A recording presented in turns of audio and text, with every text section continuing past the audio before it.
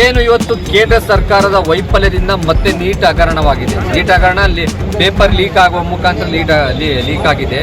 ಜೊತೆಯಲ್ಲಿ ಎಕ್ಸಾಮ್ ಆದ ನಂತರ ಪೇಪರ್ ಲೀಕ್ ಆಗಿರುವಂಥದ್ದು ಬಹಳ ಏನು ಹೇಳ್ತೀವಿ, ಈ ಒಂದು ಕೇಂದ್ರ ಸರ್ಕಾರದ ವೈಫಲ್ಯ, ಕೇಂದ್ರ ಸರ್ಕಾರದ ಕುಂದುಕೊರತೆಯನ್ನು, ವಿದ್ಯಾರ್ಥಿಗಳ ಕುಂದುಕೊರತೆಯನ್ನು ಆಲ್ಸಕ್ಕಾಗದೇ ಸೋತು ಕುಂತಿದೆ ಅಂತ ಕೇಂದ್ರ ಸರ್ಕಾರ ಹೇಳಕ್ಕೆ ಇಷ್ಟಪಡ್ತೇನೆ. ಯಾಕಂತಂದ್ರೆ ಕೇಂದ್ರ ಸರ್ಕಾರ ಬಂದ ನಂತರ ಪ್ರತಿ ವರ್ಷನೂ ಕೂಡ ಪ್ರತಿ ಪ್ರಶ್ನೆ ಪತ್ರಿಕೆಗಳು ಕೂಡ ಲೀಕ್ ಆಗ್ತಾ ಬರ್ತಾ ಇದೆ.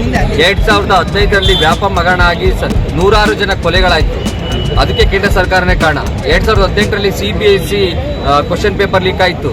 ಅವು ಇದೇ 2026ರಲ್ಲೂ ಕೂಡ 22 ಲಕ್ಷಕ್ಕೂ ಹೆಚ್ಚು ವಿದ್ಯಾರ್ಥಿಗಳು ಈ ಎಕ್ಸಾಮ್ ಅನ್ನ ಬರೆದಿರುವಂತರು ಮತ್ತೆ ಮರು ಎಕ್ಸಾಮ್ ಬರೆಯೋದಕ್ಕೆ ಹೊರಟಿದ್ದಾರೆ. ಕಾರಣ ಈ ಕ್ವಶನ್ ಪೇಪರ್ ಲೀಕ್ ಆಗಿದೆ.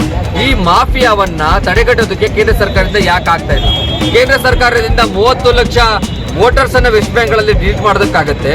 ಅದೇ ಒಬ್ಬ ಈ ಒಂದು ನೀಟ್ ಕ್ವಶನ್ ಪೇಪರ್ ಲೀಕ್ ಮಾಡುವಂತ ಮಾಫಿಯಾ ಗ್ರೂಪ್ ಅನ್ನ ಯಾಕೆ ಕಿತ್ತೋಗ್ಬೇಕಾಗ್ತಾ ಇದೆ ಕೇಂದ್ರ ಸರ್ಕಾರಕ್ಕೆ ಮತ್ತೆ ಅಮಿತ್ ಶಾ ಅವರಿಗೆ? ಇಲ್ಲೇ ಗೊತ್ತಾಗುತ್ತೆ ಈ ಮಾಫಿಯಾದಲ್ಲಿ ಯಾರು ಒಳಗಡೆ ಇದ್ದಾರೆ. ಏನು ಬಡ ಕುಟುಂಬದವರಂತೂ ಇಲ್ಲ, ವಿದ್ಯಾರ್ಥಿಗಳಂತೂ ಇಲ್ಲ, ಆ ಲೆವೆಲ್ಗೆ ಹೋಗೋದಕ್ಕೂ ಆಗಲ್ಲ. ಯಾಕಂದ್ರೆ ಸಾಲ ಲೀಕ್ ಅನ್ನ ಯಾರು ಮಾಡೋವಂಥದ್ದು? ಯಾರೋ ದುಡ್ಡಿರೋವಂಥವ್ರು, IAS ಮಕ್ಕಳು, IPS ಮಕ್ಕಳು, ಅಥವಾ ಯಾವುದೋ ದೊಡ್ಡ ಕಾಂಟ್ರಾಕ್ಟರ್ ಮಕ್ಕಳುಗಳು, ಅಥವಾ BJP ನಾಯಕರುಗಳ ಮಕ್ಕಳುಗಳು. ಯಾವಾಗ ಕೆಲವರಿಗೆ ಕ್ವಶನ್ ಪೇಪರ್ ಸಿಕ್ತು ಲೀಕ್ ಆಗಿ, ಕೆಲವರಿಗೆ ಸಿಕ್ಕಿಲ್ಲ, ಅವರೇ ಇವಾಗ ಆಚೆ ಬಿಟ್ಟಿದ್ದಾರೆ. ಇದಕ್ಕೆಲ್ಲ ಒಳಗಡೆ ಎಲ್ಲ ಇದರಲ್ಲಿ ಸುತ್ತ ಇರೋರೆಲ್ಲ ಅವರೇನೆ, BJP ಅವರೇನೆ. ವ್ಯಾಪಕ ಹಗರಣದಲ್ಲೂ ಕೂಡ ಅವರೇ ಇದ್ದಿದ್ದು ಸುತ್ತ ಕೂಡ.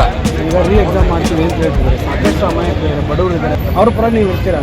ನೋಡಿ, ಏನು ಪ್ರತಿ ತಿಂಗಳು ಓದಿ, ಪ್ರತಿ ರಾತ್ರಿ ಓದಿ ನಮ್ಮ ಟೈಮನ್ನು ಓದಕ್ಕೋಸ್ಕರ ಟೈಮ್ ಇಟ್ಟು ಓದಿ ಇವಾಗ ಎಕ್ಸಾಮ್ ಆಲ್ರೆಡಿ ಬರ್ತಾರೆ. ಮತ್ತೆ ಎಕ್ಸಾಮ್ ಬರೀಬೇಕು ಅಂತಂದರೆ ಅವ್ರು ಓದಿದ್ದೆಲ್ಲ ಶೂನ್ಯ ಅನ್ನೋ ರೀತಿಯಲ್ಲಿ ಕೇಂದ್ರ ಸರ್ಕಾರ ಮಾಡಿದೆ.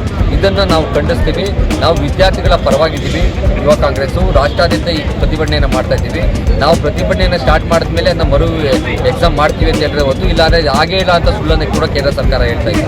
ಈ ಪ್ರತಿಭಟನೆಯಿಂದ ನಾವು ಮರುಪರೀಕ್ಷೆ ಮಾಡ್ತೀವಿ ಅಂತ ಹೇಳಿದ್ದಾರೆ. ವಿದ್ಯಾರ್ಥಿಗಳನ್ನು ಸರಿಯಾದ ರೀತಿಯಲ್ಲಿ ಪಾರದರ್ಶಕವಾದಂಥ ಎಕ್ಸಾಮನ್ನು ಮತ್ತೆ ಮಾಡಬೇಕು. ಅದರಲ್ಲಿ ಯಾವುದೇ ಥರದ ಕೊಟ್ಟಿರೋ ಫೀಸನ್ನು ಕೂಡ ವಾಪಸ್ ಕೊಡುವಂಥ ಕೆಲಸವನ್ನು ಮಾಡಬೇಕು. ಯಾಕಂದರೆ ಬಡವರಿಗೆ, ಮಧ್ಯಮ ವರ್ಗದವ್ರಿಗೆ, ಅದು ಯಾರೋ ಸಾಲ ಮಾಡಿ ಕೋಚಿಂಗ್ ತೊಗೊಂಡಿರ್ತಾರೆ, ಅವನು ಮತ್ತೆ ಫೀಸ್ ಕೊಟ್ಬಿಟ್ಟು ಎಕ್ಸಾಮ್ ಬರೆಯೋದಕ್ಕಂತೂ ಆಗಲ್ಲ. ಕೊಟ್ಟಿರೋ ಫೀಸನ್ನು ವಾಪಸ್ ಕೊಟ್ಟರೆ ಅಟ್ಲೀಸ್ಟು. ಯಾಕಂದರೆ ತಪ್ಪು ಕೇಂದ್ರ ಸರ್ಕಾರದ ಮತ್ತು NTA ಹೊರತು ಈ ಯಾವುದೋ ವಿದ್ಯಾರ್ಥಿಗಳದಲ್ಲ. ಇದಕ್ಕೆ ಕಾರಣ ಎಲ್ಲ ಕೇಂದ್ರ ಸರ್ಕಾರನೇ, ಇದಕ್ಕೆ ಕಾರಣ ಎಲ್ಲ NTAನೇ, ಇದಕ್ಕೆಲ್ಲ ಕಾರಣ ಎಲ್ಲ BJP ಮತ್ತು ಅಮಿತ್ ಶಾನೇ, ಬೇರೆ ಯಾರೂ ಇಲ್ಲ. ಅದರಿಂದ ವಿದ್ಯಾರ್ಥಿಗಳಿಗೆ ಪೇ ಮಾಡುವಂಥ ಫೀಸನ್ನು ವಾಪಸ್ ಕೊಡಬೇಕು, ಫ್ರೀ ಎಕ್ಸಾಮನ್ನು ಕೊಡಬೇಕು, ಪಾರದರ್ಶಕವಾದ ಎಕ್ಸಾಮನ್ನು ಕೊಡಬೇಕು.